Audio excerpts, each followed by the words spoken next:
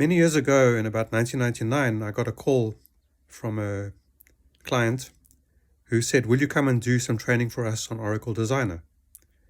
which was a system to do systems architecture, design database structures, different kinds of ERDs, entity relationship diagrams, physical and logical diagrams, or logical and physical if you like, documentation, looking at database structures, views, all kinds of things.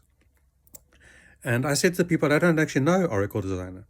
And they said, "We know you don't know." "That doesn't matter," they said to me, "because we know that you're an expert in the subject and you've used SSADM, which I'd used in England in the 1980s and 90s. And that was a kind of an old-fashioned way of doing things, but sophisticated nevertheless for the time."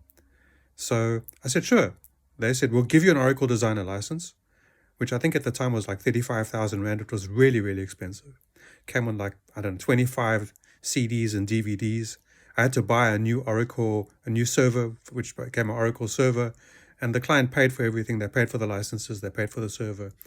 And they even paid for the week it took me to learn how to use the product and then to design some training for them. And I went and did training for them and for their clients.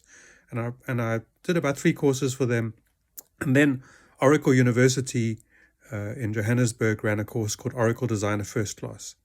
And I thought it was a first class course, and it was high level, but it turned out to be a class for people using Oracle Designer for the first time.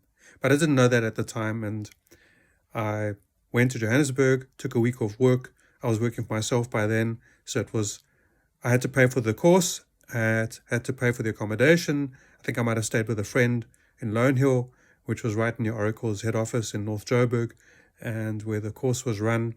And I lost a week of income because I didn't work, and that's how it is when you work for yourself. But I went and so on the first day we got introduced to the lecturer, and it was very good. And we started off, and there were a whole lot of prerequisites to go on the course. Like, you needed to know SQL, you needed to have created databases, you needed to have set up databases, you needed to have done design work. There were like 20 prerequisites to go on the course. But I discovered that of the 10 or 15 people in the class, I think 90% of them didn't have all the prerequisites. Some of them had never used Oracle before. And this was very upsetting for me. And so I think the person next to me had never written a SQL statement, SQL. And that was one of the basic prerequisites. In my opinion, Oracle should have thrown the people out of the class. But be that as it may, they know more than I do. By the end of the second day, I was very upset. I hadn't learned anything. I was wasting my time. And I went to the lecturer, the instructor, and I said to her, "I've got 20 questions. I said, if you can answer these questions by the end of the week, I'll pay. Otherwise, I want my money back." So she said, "Okay, 10 o'clock tomorrow morning, I'm giving the class an assignment, which is going to take the whole day. And while they're doing that assignment, I'm going to help you answer your questions." And I said, "That's fine." So 10 o'clock the next day, she gave the class the assignment, and she came and sat with me, and we started going through my questions. And in 3 or 4 hours, we answered 18 of those 20 questions. And then by the end of the week, by Friday, the Oracle team had managed to answer another question. And about 2 or 3 weeks later, I got an answer for the last question. So all my questions were answered, and I was able to continue doing training for my clients as well, and to answer some of their questions that they had and some of the problems I had with setup and, doing information flows and things that I had problems with. And so, like I've said in my other videos that I've just made, you need to learn as much as you can before you go on a course. You need to use the course to answer your questions. If there are prerequisites for the course, then please honor the prerequisites, because you should be, honoring the other people in your class. If the prerequisites are whatever they are, you should honor those prerequisites, because you honor the other people in the class. Do I need to say that again? Try to learn as much as you can before you go on a course. Try to make sure that whatever prerequisites you have for the course, you've done.